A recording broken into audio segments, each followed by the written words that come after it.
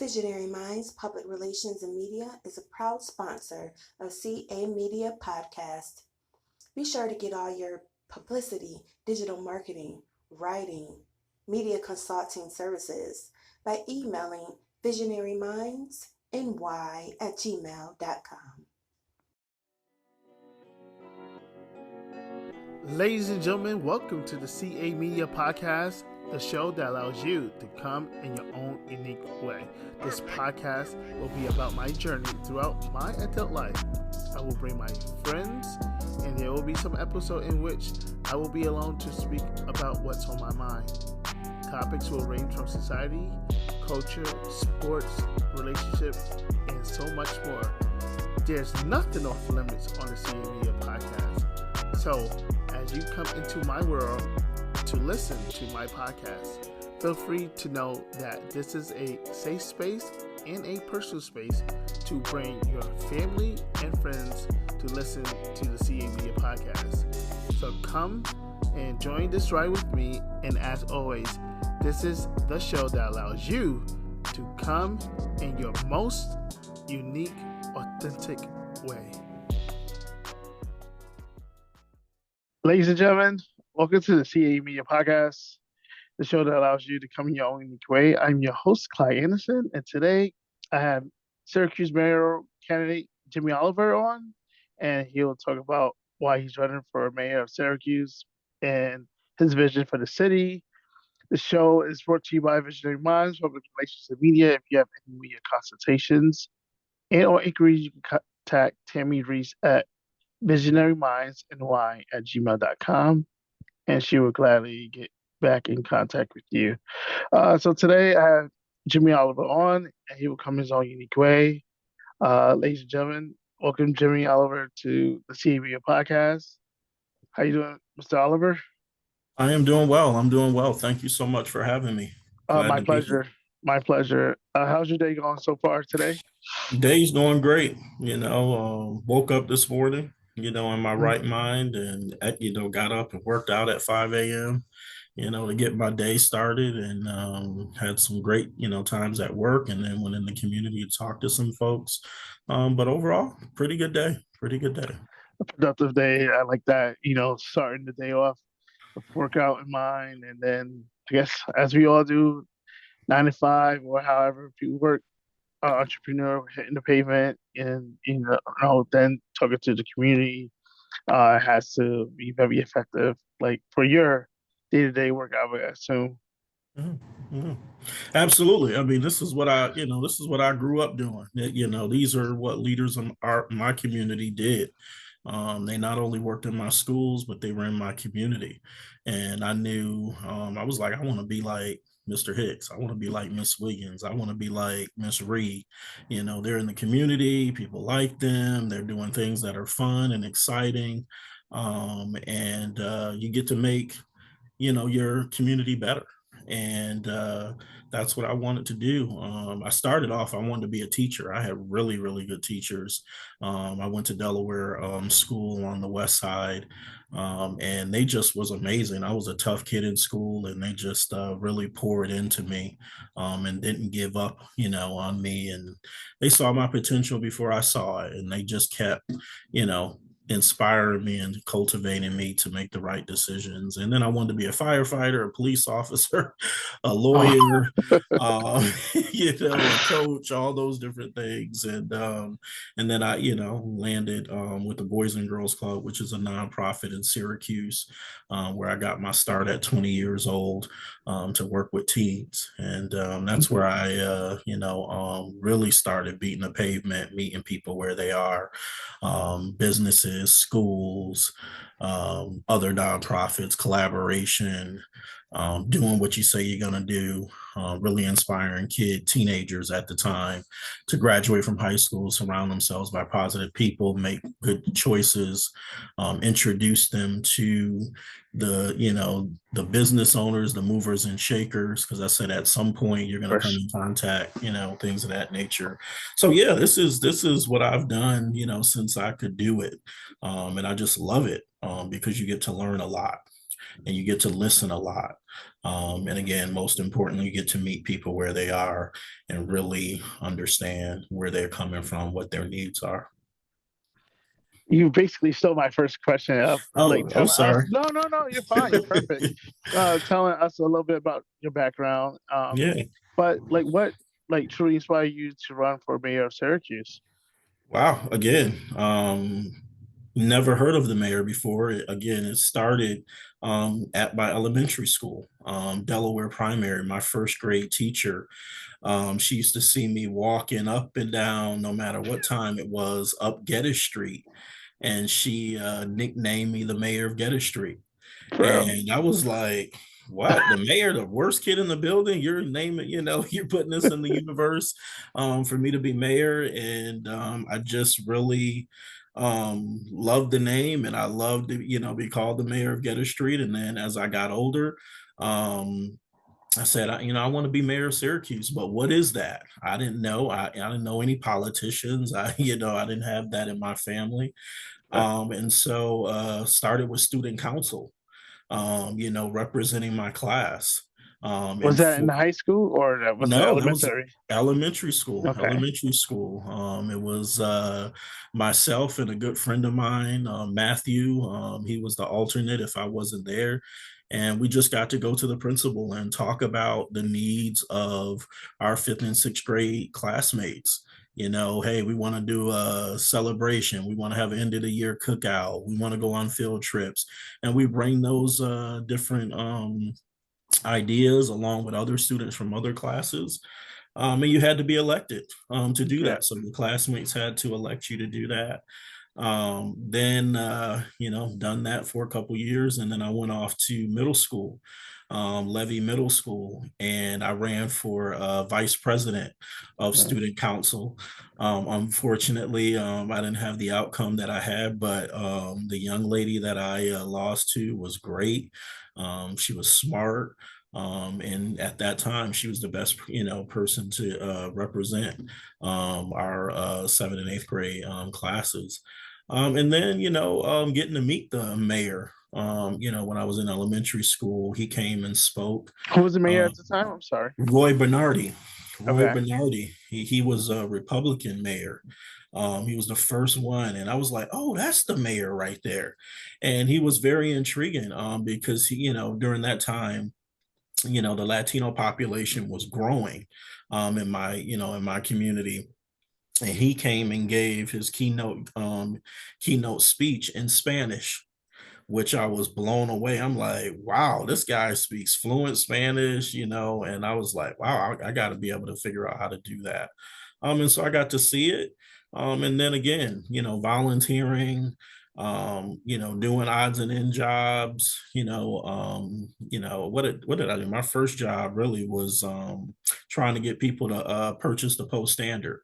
So going to knock on people's doors Okay. saying, hey, you want to get the Like a Monday through, delivery guy. the delivery guy. And I was 13. I did okay. So, people turned me away, but you kept going back and honing in your message. Hello? And I did that. And yeah, if I Not could sure if we back up lost just a little connection. bit, I know you talked about, Yeah, I um, think we lost connection a little bit.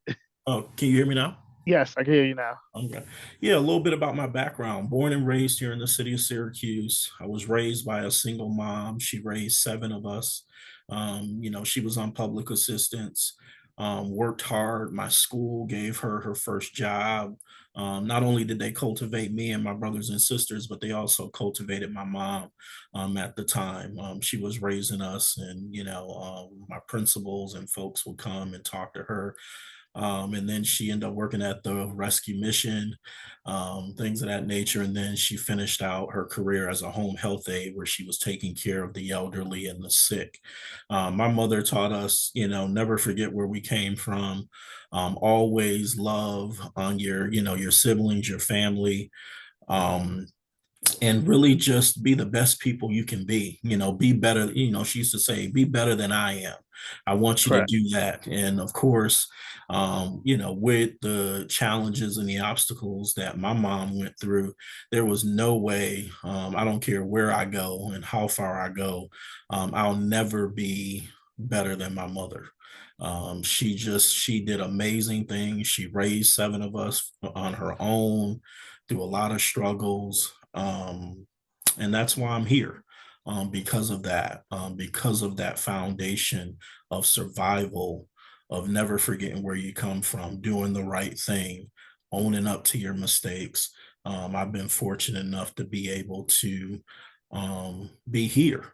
Right. And yeah, and so went to Levy Middle School, as I said, went to Henniger High School, first to graduate from high school in my family, first to go off to college in my family. I have seven siblings, as I said. I had to be the lead, the leader. I was number five, and I had two younger sisters after me. And whatever I was going to do, they were going to do. And a lot of my mentors, my mom, and others said, if you continue to track down the path you're going to do, your sisters are going to do that because you're Right. there, and I took that very serious. I didn't want them to make, tough decisions. I didn't want them to have kids at a young age. I wanted them to graduate from high school. I wanted them to go off to college. And fortunately enough, they were able to do that because they saw it. They saw a model. Prior to that, we didn't have that model. No one in my family ever went to college, so I didn't know what that was. And so my school and my neighborhood, being exposed to friends and different backgrounds, I was able to see that. And they just inspired me to do that. And so I was able to do that. Just to give you a little bit, just that You're history. fine. No, you're Yeah. fine. You're perfect. So, like, what some of your personal experiences or values that shape your approach to leadership? Mhm. My first job, my first real job after I left college, as a sophomore. As I said, nobody had done it before. I didn't want to Right. go to college. I just wanted to work, to provide for myself. But I was given that opportunity. But I got my first job at the Boys and Girls Club. That was the best, literally the best job I've ever had, because they inspired us, they coached us, we pushed the mission of what the Boys and Girls Club stood for, and then we infused that into the young people that we were working with. Our job was to be preventable. How can we prevent things from happening? We had a proactive method, not a reactive method. We were able to talk, again, meet people where they are, programming. We didn't have a lot of the social medias that we had. We had to print out flyers, go to football games, go to basketball games, go to the corner where all the kids go hang out after school and advertise and ask people to, hey, come to this 4-on-4, come to this leadership program, Keystone, come do this Torch Club program. We do field trips, we do X, Y, and Z. There'll be rewards, there'll be food. That's how we got kids to come. And we had to be consistent. We always had to think outside the box. But the Boys and Girls Club, they sent me on a training to Connecticut. Was with other people from across upstate New York. And Yeah. we were there Monday through Friday. We had to get up at 6 a.m. and do, Oh, breakfast, 7 a.m. We got in the program and just learning the history of who the Boys and Girls Club was and why we were doing the work that we said we wanted to do. A full-time staff, you're going to be programming, you're going to be building partnerships, you're going to be doing all these things. And, I know the mission of the Boys and Girls Club to inspire and enable all young people, especially those who need us the most, to become young, productive, positive citizens. Our Boys and Girls Club pledge: I believe in God, the right to worship according to my own faith and religion. I believe in America and the American way of life, the Constitution and the Bill of Rights. I believe in fair play, honesty, and sportsmanship. I believe in my Boys and Girls Clubs, which stands for all these things. And that's the message we got. And that's our foundation, a sense of belonging, a sense of youthfulness, a sense of competency. Though, those youth development programs that we were able to put in front of kids were important. Right. And the kids who went through those programs 23 years ago, they graduated from high school. Some went off to college. Some started businesses. Some moved away.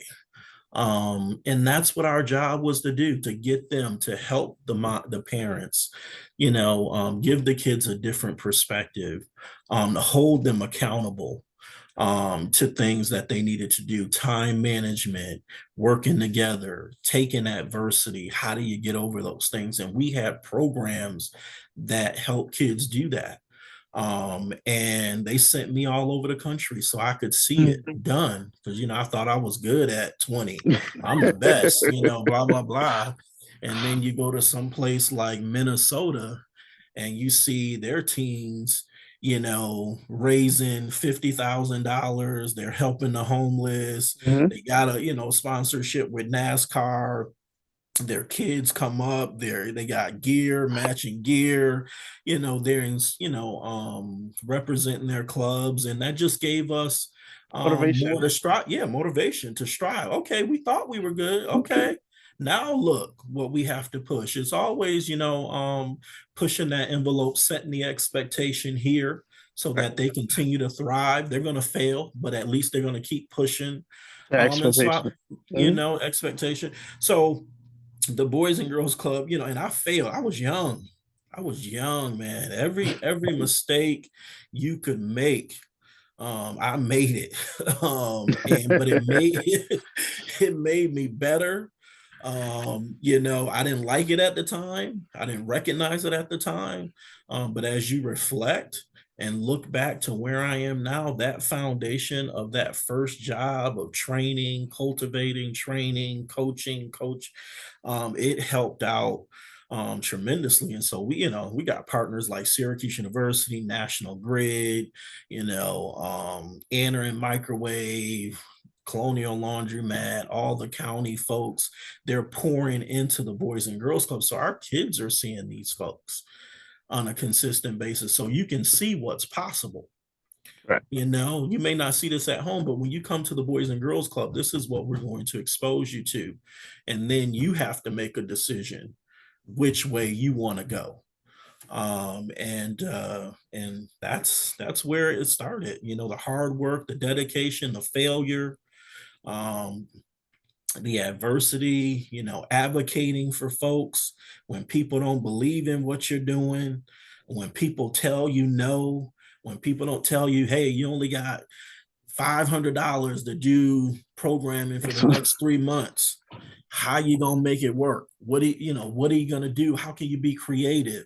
Those relationships that you build, Right. how do you use those? And the Boys and Girls Club, really, I am successful. Why I've had the positions that I've had throughout my career, whether it's here in Syracuse or whether it was in Richmond, Virginia, Lynchburg, Virginia, Atlanta, Georgia, and now back here in Syracuse, is because of that foundation that the Boys and Girls Club invested into us staff 23 years ago.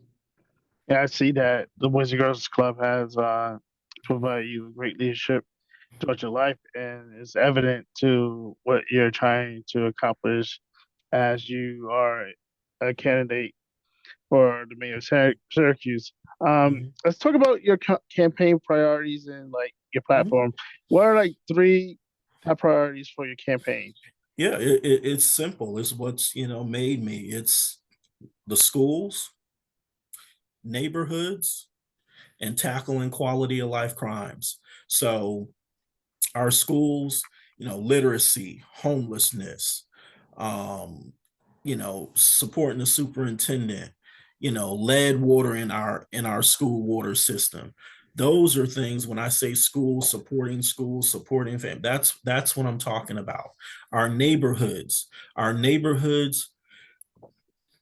some are thriving, but the places that need us the most are not, and they have been for a long time. So we need to invest in our neighborhoods. We need to invest in small businesses. We need to invest um, in our roads, in our processes of codes. Those are things. And then quality of life crimes. Breaking into cars, graffiti, jaywalking, running red lights, running stop signs. All of those things are at its all-time high. And in my administration, those are things that we're going to focus. I know it's not the flashy stuff you hear other folks talking about, but what it's going to do is set a solid foundation for us, because our foundation is shaken. Our schools, our neighborhoods, and crime is the foundation of who we are. We can't do those other things if we are not tackling those issues. Right. So how would you plan to address economic development and like some and job creations in Syracuse? Well, you got to build new partnerships. There's a lot of folks in our town that want to do it, with my relationships with Syracuse University, with my relationships with businesses in town, with what I've created in the police department, other counties. I want to bring those models here in Syracuse, but we have to start small and we have to do it in phases. We really do. We have to have stuff for our 13 to 15 year olds. We have to have things for our 16 to 18 year olds. We have to have things for our 19 to 25. But we have to do job development. I don't want to just give people jobs just to give them to them. Correct. I want them to be able to keep them. And we have to be able to leverage our relationships, because we're going to come in a deficit. We're going to have a deficit. We know that we're going to have a deficit. So those relationships that I built with these corporations and these organizations, they made a lot of money on our city, and they need to help invest Give back. in Okay. invest in making that better. It's going to take all of us. My track record has been bringing people together. We can't divide folks. And one of the initiatives, that I will bring, that I haven't really talked about, is bringing people from poverty to progress. People keep saying, oh, we want to end poverty and X, Y, and Z, and we want to help, but no one has really given it a name or have a solution to do it. I know I was saying how Syracuse is like the top 15 poorest cities in America, but you were saying something else. I'm sorry. Yes, we're number 3. Wow. Yeah, we're number 3. We're at 92% poverty rate here in the city of Syracuse. That's insane. Yeah, that's where we are. That's where we are, because we're not cultivating, we're not developing individuals. We're not giving folks opportunities, hand ups. We're not giving that. We're not sharing our knowledge. We're not sharing our capacity, our relationships. And that's why we continue to fall backwards. But with this plan from poverty to progress, you have to have entities that are invested in this. I was able to see it in Lynchburg, Virginia. We had 23% poverty. And the mayor and the vice mayor at their state of the city said, this is what we're going to tackle. And this is what they did. They brought affluent people with resources. They brought middle-class people. They brought folks who were poor. And then they brought transportation. They brought jobs. They brought people who could help with transportation, help with, bringing grocery stores into our community. All these different things, we broke out into sessions and came up with a plan. The goal was to target 50 families. And then work our way up. And we were able to move that needle.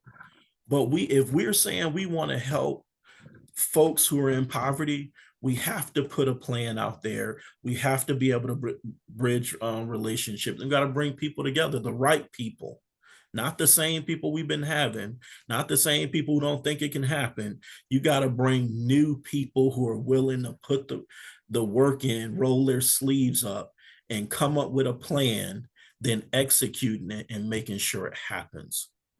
Amen. And I recognize that Micron is coming, and everybody's talking about Micron coming and X, Y, and Z, and I think that's great. I think that's great. But I think we've got I believe we got the short end of the stick. They're going to invest $100 billion in clay, and Syracuse only get 500 million. That doesn't make any sense. It doesn't make any sense, and that's $50 million over the next 10 years. Mm-hmm. And so I guess whoever went in and negotiated that, I don't think they looked at our deficiencies, where we struggle. Right. You talking about housing, why we didn't have that conversation with Micron? How can you help with housing? How can you help with our roads? How can you help with our water system? I-81. Yeah, I-81. I mean, they given we're giving $10 million to the new STEAM school. I get that. That's wonderful. But the things that are plaguing our city, those are things that should be on the front line. And that's our poverty, that's our streets, that's our water, that's our schools. And job development. It's great that you're going to build a office downtown. That's great. But what I would have asked for, if I was in the room with them, I want your top 15 people that work for your company to come and help in my administration, to come to us and help us tackle and find solutions to these issues that are plaguing our city. Amen. Because if we do that, correct, then the resources come. Exactly. You know what I'm saying? And so that's what would have been my approach and my ask to Micron. So about let's talk about like public safety and community relations a little bit. How would you plan to strengthen the trust between law enforcement and the communities of color? As we've seen like a couple of days ago, like I'm in New York, Brooklyn currently, but I see that on Facebook and Syracuse.com that a couple of officers did if I'm not mistaken, a traffic stop, and 2 African American males was detained. I'm guessing they were eventually let go, but the commissioner, if I'm not mistaken, of Syracuse Police was like they will do a retraining with those officers, but he kind of justified what they did. How do you answer to that as mayor? Yeah, absolutely. What I can tell you is I've been the director of community engagement for the Syracuse Police Department for the last 4 years. And so my job is to connect kids, cops, and communities. I started an organization which you're probably familiar with, PAL, the Police Athletics / Activities League. It's a national organization, started in New York City back in 1940, 1950, where they bring officers to engage young people through sports, through mentorship, through guest speaking, and so my first job coming into the police department during 2021, if you remember 2020, 2021, you remember the Breonna Taylor, the George Floyds, the marches all across this country about law enforcement. And we had a lot of those marches here in Syracuse. And I was at one of them. Yeah, I was too. Yeah. And what the community said is that they wanted better relationships with the police department. They wanted officers who reflect our community. And so the mayor and the chief of police then, Kenton Buckner, asked me, I left Parks and Recreation as the deputy commissioner, to come over and lead this effort. I tell you, I was not sold on coming over to do this because of just personal things with family, friends. I didn't feel like that's where I needed to be. And it was just, just a lot of confusion. But what we've been able to do over the last 4 years is build a coalition, bring people together. Yes, we know what the issue is. We don't get along. There's been historically where we've been mistreated. We understand that. But what is the solution? How do we move forward? And so I decided to start with 6 to 13-year-olds. And for the first year and a half, we did sports, we did STEM, we did swimming, we did art, we did, so many events at the police department because people had never come there before. I said, we have to get people coming here and seeing what this experience is like. They're not seeing me first. They're seeing the person at the front desk. Correct. Then they're seeing me. So if that experience is good, then they're going to go out and talk about that with their neighbors, with their friends, and relatives, and X, Y, and Z. And so what we've done over the last 4 years is 6,500 kids have went through our program. Black, brown, in between, Asian, Arabic, Muslim, African, white, Latino, everyone has gone. We've had over 300 police officers that have gone through our program, not just from Syracuse Police, but state troopers, Onondaga sheriffs, the district attorney's office, the DeWitt Police Department, Cayuga County, Oswego County, the FBI. Because when I was a kid on the west side on Oswego Street, I would see sheriffs, I would see state troopers, I would see SPD. So I knew it couldn't just be that. And plus, we were at a shortage. So I had to be creative in how I did that. And we've sponsored events. We've done things for the homeless. We've done things for schools. We've read books about the police and me, where there's an author who came and he talked about, if you get pulled over, this is what you're supposed to do. But in the police department, these are the different jobs and roles and responsibilities of different officers. And then our kids and our families get to interact with them when things are low instead of when things are high. And so in order for us to do it, and we're nowhere near where we could be. There's so much more to move forward. We have to have the investment of the Syracuse Police Department be all in. They have not been all in. They've been sporadic at best. Right. I've noticed that myself Yeah, personally, and yeah, I'm back downstate, and I know several people in SPD, but yeah, then again, like I would desire for them to be out in the community interacting with all of yeah, everybody, not just the people that they have favorites with, but people that yeah, you normally don't see. You should be yeah. able to interact with them. Yeah, absolutely. I mean, I can tell you, when the young lady got killed, we did a big thing at her school where we went on Fridays and interacted through volleyball, through tennis, through pizza, having conversations, sitting at tables, officers intermingling, doing art, doing this. Again, we have a community relations department where they go and they do a kids' night out in August, and they do it down at Kirk Park, and they bring all the different agencies down there for that one particular day, and they're doing it. I tell you, we're at so many different events throughout the year, and this is what we haven't done historically. We took humble pie. The community said we weren't doing what we were supposed to do, and we rose to the occasion. We moved Mm, the needle, but we're nowhere near the where mark. no, no, we have we have so much more to go.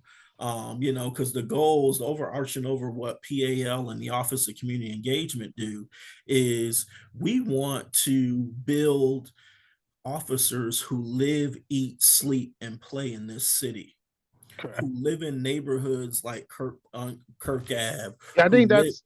I think that I was reading that to be a police officer, you had to like live in the city. If I'm not mistaken, is that Yeah, true? that just came about, you got to do it for 5 years, and X, Y, and Z, and then you can go and move someplace else. But that's one of the things that I believe our community, they want to see you more consistently. They want you living in their neighborhoods. I know what they say nationally that they don't, but again, I'm in this community. I'm on all sides of towns. And when I talk to people one on one, not just me running for office, this is what I've been doing the last 4 years, different spaces with people. They want their neighborhoods to be good. They want law enforcement to live where they live because they want to be safe. They want it to be clean. They want it to be fun, but they want people to come in and be respectful. You know what I'm saying? And that's what I've been trying to articulate to law enforcement, but also to our community. We're trying, we gotta continue to move to the middle. We have to be empathetic. We have to be understanding. Again, we know what the issues are. We know what they are. Now we have to start putting solutions out there and start taking action. And that's what we've been able to do. But as mayor, I mean, again, I've talked to police chiefs all across this country. There's a national PAL conference every year. And when you think of Miami, when you think of Compton, when you think of Detroit, when you think of Buffalo, when you think of Albany, those organizations are being run by police officers. They have built police officers. They have built elected officials. They have built good communities where there's a sense of mutual respect. And that's how I built, Syracuse PAL. A small foundation. There has always been phases, 6 to 13, 14 to 18. And then we want to go to 20 to 25. We want kids interacting throughout their lives. When they go in the street, they get stopped. I want an officer, when they give them their ID, I want them to be, hey, Jimmy Oliver, you and pal. Right. And you know what? I'm going to reach out to Jimmy and to see if if you're gonna get, but having that card with that PAL logo, that diffuses the situation. Right. It does. It calms the situation down. And again, the mutual respect, what I know is we have more in common than we don't. And the reason why we don't know we have things in common, because we have not sat down and intentionally had a conversation. Because I believe if we do that, we'll find out that we grew up on the same side of town. Yep. Officers grew up in the city, went to the same middle school, went to the same high school, maybe went with your relative, but we don't know that because we haven't been consistent. We haven't been consistent about it and being intentional about it. We want to stay at the problem. We have to start moving to solutions and then executing it on. And so, chief of police, this is not something that's secret. He's going to retire at the end of this administration, Chief Cecil. And what I recognize and what I appreciate is that he has done his course. He don't want to hold on to to power. You know what I'm saying? Like, right. He don't want to hold on. He recognized that there's other young folks within the police department who are ready to stand up. I've been there for 4 years. I've seen it. I've witnessed it. And they will get consideration. But I will also look at other places and people I've talked to in other states who believe in that protect and serve and community engagement, treating people with respect and making things that a priority. There's folks in Rochester who I met. And so there's a plethora of opportunity there. And talking to officers and talking, captains, lieutenants, detectives during my time in the police department has been valuable. I had to build credibility. I built credibility, not just on words, but action and, and making things happen. So. All right. I love that. About housing and homelessness, affordable housing is a growing concern, of course, in Syracuse. How would you address the housing insecurities and gentrification that's currently going on in Syracuse? Yeah. You got to bring a lot of, the mayor, I know he's in charge, but you got to bring some smart people in who can navigate those spaces. But what I know is there's a lot of spaces here in the city, That's not being homes, used. homes in this city that need to be redeveloped and put some love in. And we need to put resources to make that happen. We again, relationships, with home headquarters, relationships with private businesses, private people who can come in and help. But I also believe how we can help is slash our budget. Yeah, the Because deficit. we keep hiring people. This administration is going to be over, but we keep hiring people, but we say we're going to be in a deficit. But I tell you, the city auditor put out a list of things, and I believe there's more that we can cut and have say, hey, this is what we have. Are you willing to match it? This is where we're going to invest those resources in housing, in our schools, to tackle quality of life crimes, to help small businesses, not just the ones who have it, but the ones who haven't had the opportunity Correct. because they don't have the relationships, they don't have the connections. We're starting now from the bottom up. This will be a bottom up approach, not a top down approach. This is about people. This is about impact. Grassroots. Yep. Yeah, and we can't. The top down is not working. And so we need to flip that and start again investing in the bottom. And so you talked about homelessness. We got Catholic Charities, we got Salvation Army, we got the Rescue Mission. I believe they need more support. Yeah, I'm a Um, firm believer in that. I yeah. used to work at Catholic Charities, Oh, you did. and yeah. Uh, I leave it as that. But yeah, I think if we had the support, or if they had the support and have the actual workers that want to do the work to help end homelessness and not continue to add to it, I think Syracuse could uh, be a better place. But if you're continuing adding to the homelessness by not giving them the support that these people, these men and women that need the support, if you're not providing it to them, you're contributing to the cause. That's right. That's right. And we got to help people. It's great to have some place I can sleep. It's a Correct. great place to have somewhere where I can eat. But if you're not cultivating me, encouraging me to be better, to put me around people who have made it, who are like me, it's not going to work. We can't invest $500,000 into the police department to come be reactive, Correct. come after the issues happen, then try to come and solve it. That's not SPD's job. That's the rescue mission's job, to have their folks who work there diffuse the Fully trained. situation. Yeah. All Catholic charities. Yeah, you got to come in. You got the mental health specialists, you got the physicians. You have to come in and do that. A lot of times people want police to come in and do that. That's not what they're trained to do. We can help, but if when we show up, oh, look at the police, they treat them this way, they treat them that way. But had the staff been trained to bring those individuals down, then we're in a different situation. Do you have a relationship Right. with those individuals who are coming? Do you have a conversation? Does the CEO have a conversation with the folks who come in there?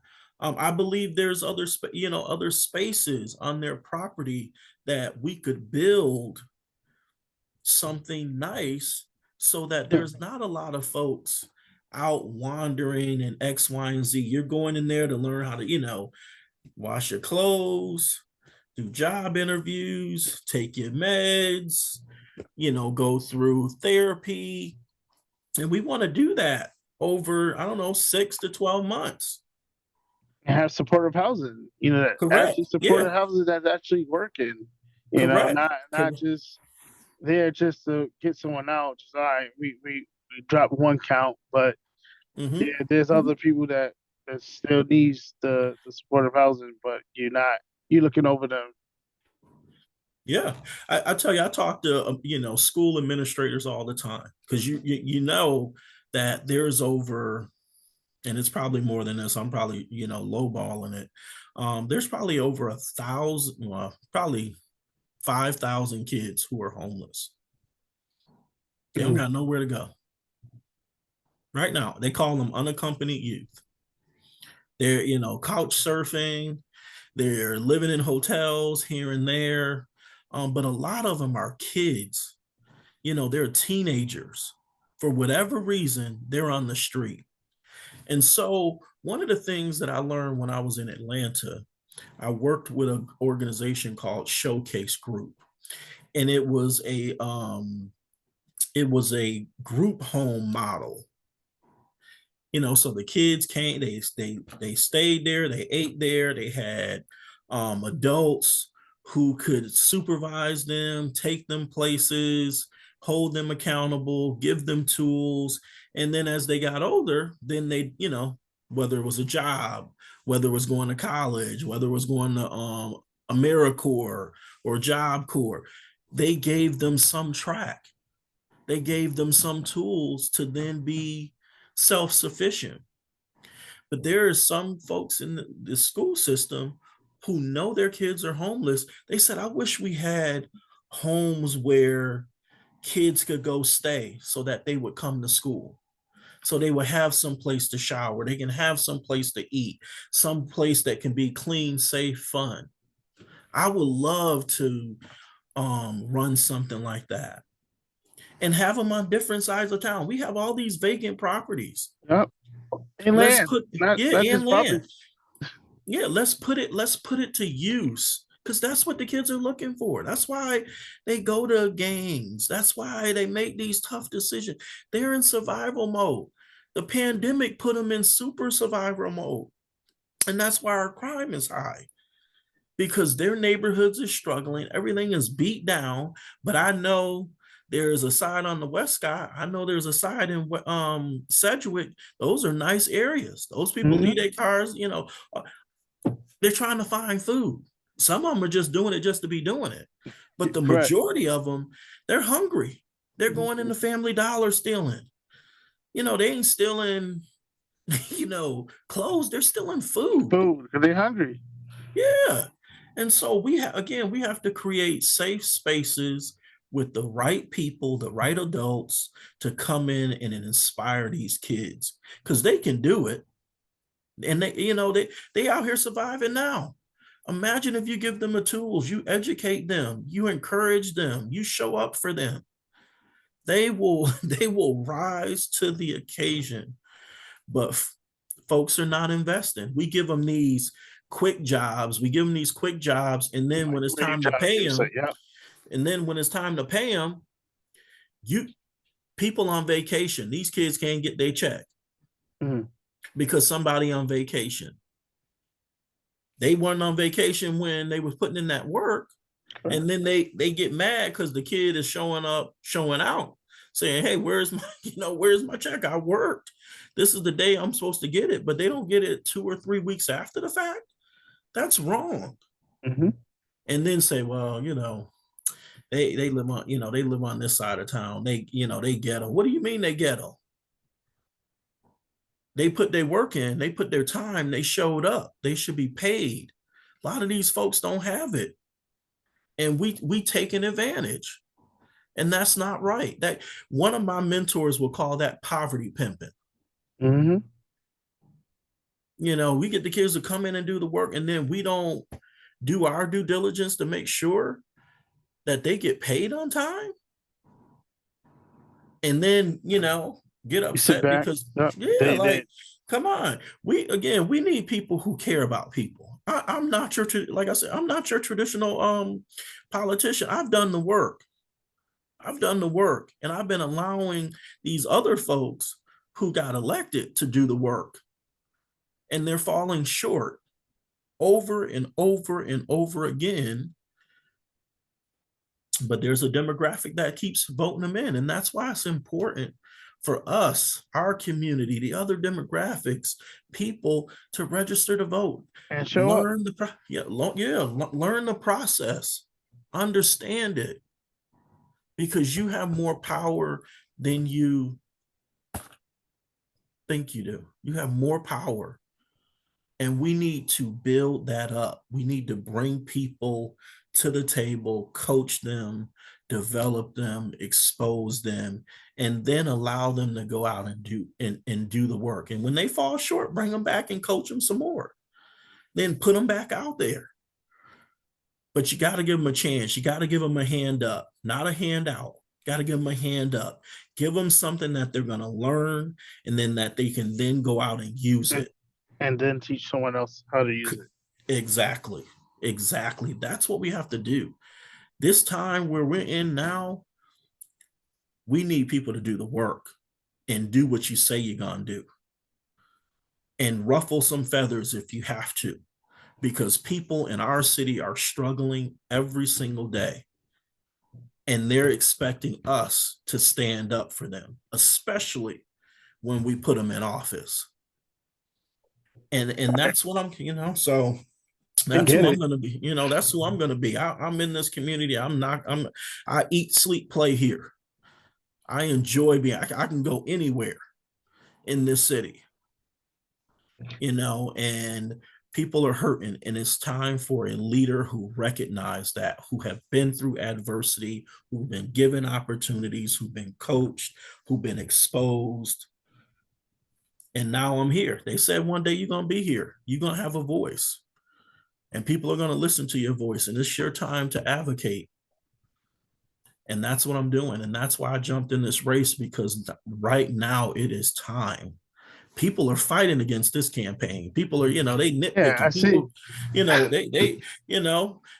They got all the money. They got all the people who are supporting them. And they trying to knock me out of this race, because what they recognize is I work hard. I do what I say I'm going to do. And it ain't about me.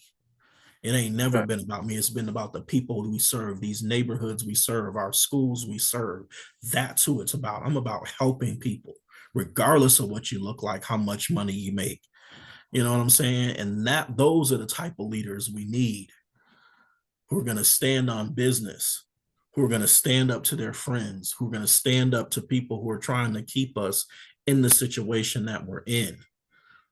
And that's what my administration is going to be about. We're training the next generation, because I don't want to hold on to power. Who am I bringing after me? You best believe we're going to have 20, 50 people vying for this job, because we're going to expose them to it. Not going to be afraid. Oh my God, they're going to come and run. They're going to run against me. Good. That's good. That's good for us. We need to have more. We need to have more personalities, backgrounds, perspectives to do this. Not just the same people who've been around for 30, 40 years, who've had their shot. It's time for a change. So how would your, in reference to like leadership and governance, a couple more questions. How would you plan to work with the Common Council and other city departments to ensure smooth governance of the city of Syracuse? Absolutely. It's a team effort. I want to be hand in hand with the Common Council, because it's important. I want to know what their vision is. I want to know topics they're passionate about, and have them go out and represent that. It can't just be me. Yeah, I can come up with ideas. Yeah, I can do that. But Common Council should be working hand in hand with the mayor's office, coming up with the plan and ideas, and execute it. Yeah, like what do you need on the north side? What do you need on the south side? What do you need on the west side? South side. And then we build our plan on those things. Phase 1, quarter 1, we're going to do this. Quarter 2, we're going to do this. Quarter 3, we're going to do this. So we spreading the wealth around. Nobody has to wait. You just got to wait 3 months. It's better than 7 years. You know what I'm saying? Yeah. So if we're doing it quarterly, we're doing the people's work. Correct. You're doing the people's work. And yeah, we're going to disagree and this and that. But at the end of the day, this is not about us. It's about the people that we serve, our residents, our taxpayers. Even if you ain't a taxpayer, you know, our job is to serve you too. And if you're not a voter, it's our job to serve you too. So what's like one thing that the current or previous administration overlooked that you're willing to address in Neighborhood. your first 90 days in the office?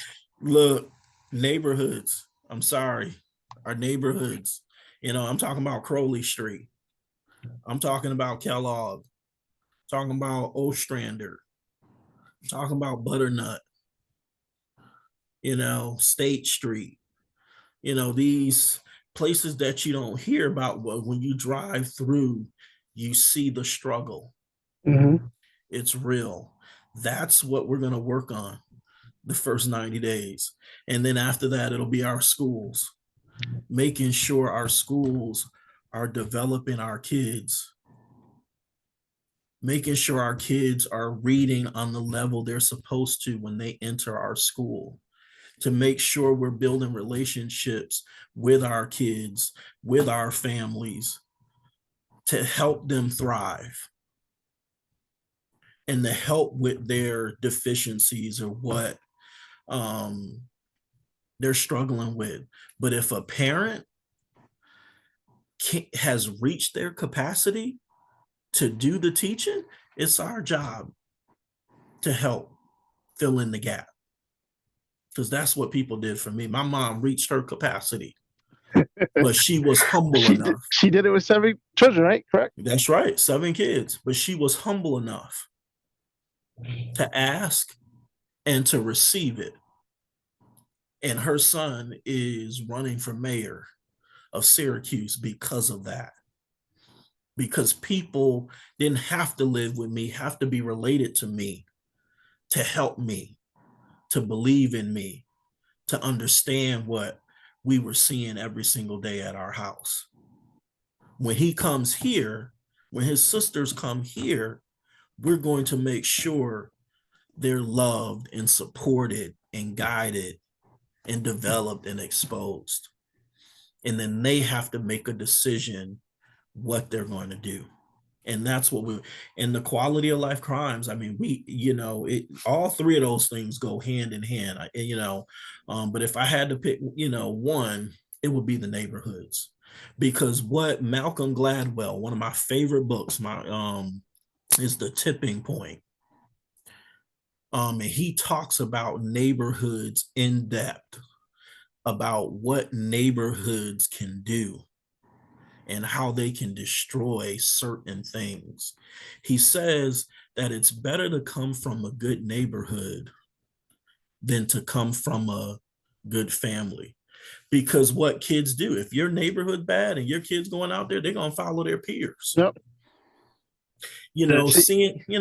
Seeing someone get up for work, how that elevates graduation rates. He talks about that. Talks about quality of life issues and crimes. If you tackle those basics and hold people accountable, they won't do those big crimes, because they see how you're holding accountable at these quality of life crimes. Those things are going to help us thrive, but we have to put the time and the resources, the manpower around it. Each of the departments in my administration, their job will be to go into our schools and talk about how our juniors and seniors can come and be a part of a job that you can do for 20 years and retire and then go do something else if you choose, and have a 401k, have a retirement, and go live. Our kids got to live to be able to see it. Right, and right now they're not living long enough because there's no hope. There's no empathy. There's no follow through. Only when it's on the news, we want to do something. But there's times when those things are not around that we need to be proactive, come up with solutions, and then take action. And in my administration, we will do that. It'll be every department head, commissioner, chief of police. We're in schools constantly, giving our kids different perspectives, different jobs that they can aspire to, that they can ask questions about. Because that's how we're going to build that tax base that they're talking about. They want more people to pay taxes, we're short. But that's how you do it. You got to develop people, got to coach people. And right now we're not doing that. And those are things that we gotta focus on. And we gotta help families and all those things in between. It's time. It's time for a fresh look, fresh set of eyes. I ain't made no promises to nobody but the people that I'm going to be serving. And if you want to be a part of elevating our city and our neighborhoods and our schools, then I truly want you to look at what my campaign is standing on and what my track record is and my journey to get to this point, because it has prepared me to get here and to do this. All right, one last question, and then we could do like a rapid fire questions. Okay. Vision and legacy. If elected, where do you see the city of Syracuse? Say that one more time. If elected, where do you see the city of Syracuse in 5 years? I see our neighborhoods thriving. I see our kids, our schools thriving, and I see our crime low. And I see people moving here. I'm cultivating our people who live, eat, sleep, play here, giving people opportunities. That's what I see. I see us thriving for real, not just this slogan. No, you will see it, not just in certain spaces, but you will see it all across this city, because we have redirected our resources in the right spaces and places. Beautiful answer. Beautiful answer. Legacy. What kind of legacy would you like to leave behind after, or if whenever you become elected and after you serve your term?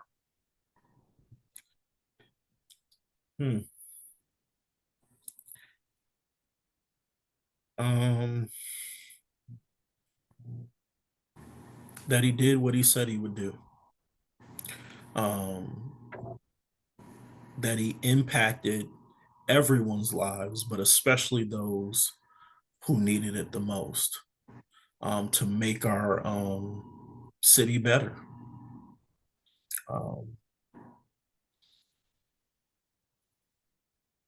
He helped, he helped people, and he did what he said he was going to do. Yeah. All right, Jimmy Oliver, thank you for sharing your thoughts. And even coming on the CAB podcast, Syracuse will be hosting the mayoral general election. Was it in June, if I'm not mistaken? That's primary in June. Primary yes. June, and that general election is in November? Yes. Okay. Yes. Yeah, if you want to find out more about me, look at my website, jimmyoliverforthepeople.com. It's the same for my LinkedIn, Instagram, and Facebook, Jimmy Oliver for the People, because that's who it's going to be about. That's what this campaign is going to be about. Love to hear from you. Love to come meet you where you are, to hear what you want our city to be. And then we got to build a coalition to make that happen. But that's going to take us voting, registering the vote, and showing up when it's time to vote, because our time is now. We can't wait any longer. Sound like it's live for John Cena. The time is up. Yeah, but look, I was a Hulk Hogan fan. I saw something on Facebook today: Ultimate Warrior versus Hulk Hogan in WrestleMania. I tell you, I cried so much because I was a Hulk Hogan fan, and He lost yeah, that night. that was a tough one. That was a tough one. That was a tough one. But yeah, I appreciate you giving me the opportunity to come on. When you reached out, I was like, absolutely. I just wanted to make sure I shared my story with the right platform, and someone who was going to be objective, someone who was going to ask the questions and allow me to answer. And I truly appreciate that you did that. And I appreciate you sharing me with your viewers. It means a lot.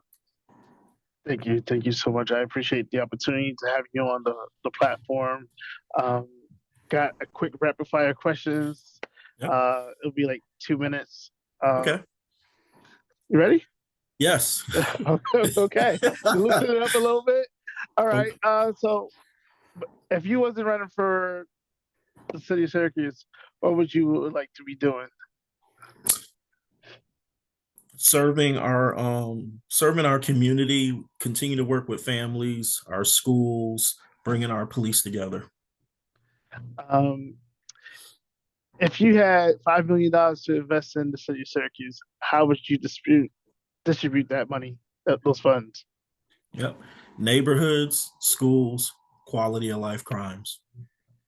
Your favorite place to travel outside of Syracuse or New York State?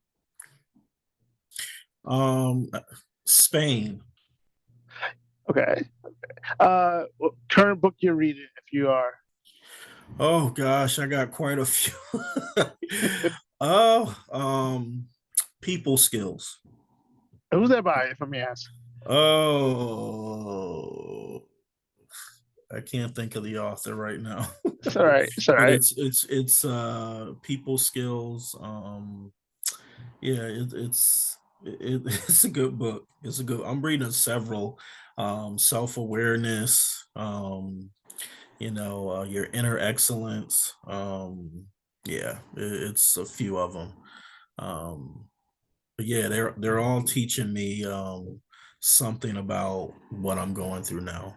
So All right, a couple more questions. Favorite restaurant to eat at in Syracuse?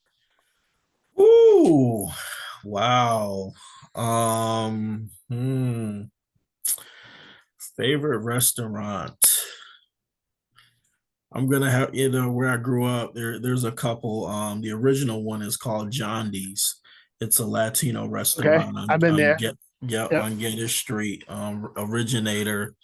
And I have to say another one is the China House, which is on the west side. It's in the Geddes Plaza. I've been going there since it opened in 1992. The Wow. same people own it to this day.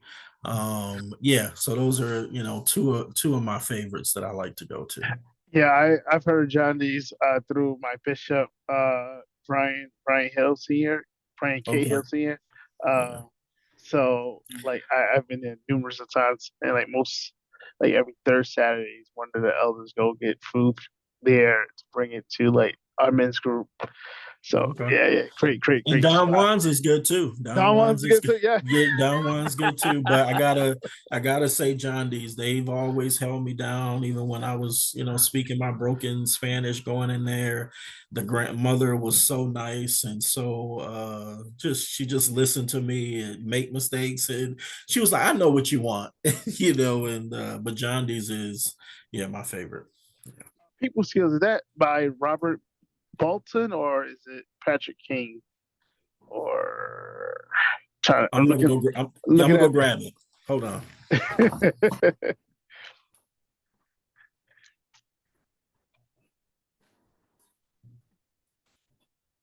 Yeah, Robert. Robert Bolton. Okay. Yeah, Robert Bolton. Yep. All Yep. right, one more question. Where do you see yourself in the next 10 years?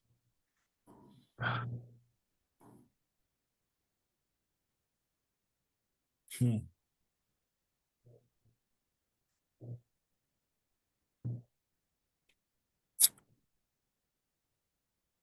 Hmm.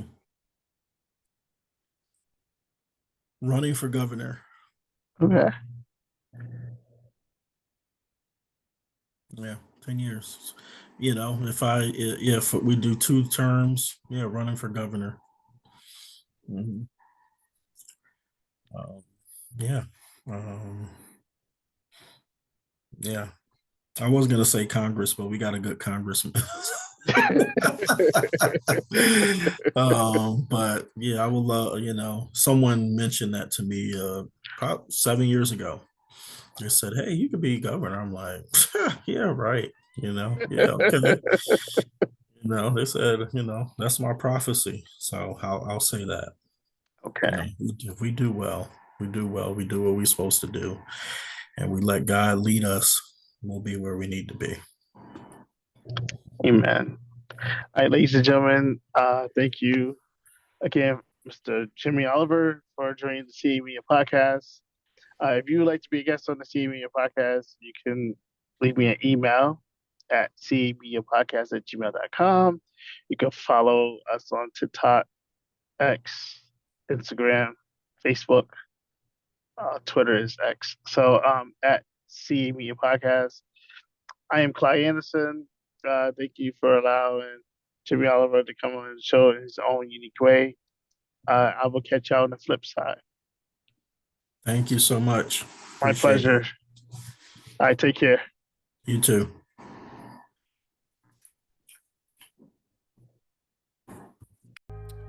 Thank you for listening to the CA Media Podcast, the show that allows you to come in your own unique way. I'm your host, Clyde Anderson. To be a sponsor on the show or even to be a guest host, you can email me at clydeandersonmedia@gmail.com. To find more selections of this podcast, you can search us on Spotify, Apple Podcasts, and Pandora. Furthermore, you can give us 5 stars, rate us, review us, follow us. In reference to our social media, you can follow me and on the podcast at CA_media_ on X, on Instagram, and on Facebook. Thank you for listening to the CA Media Podcast.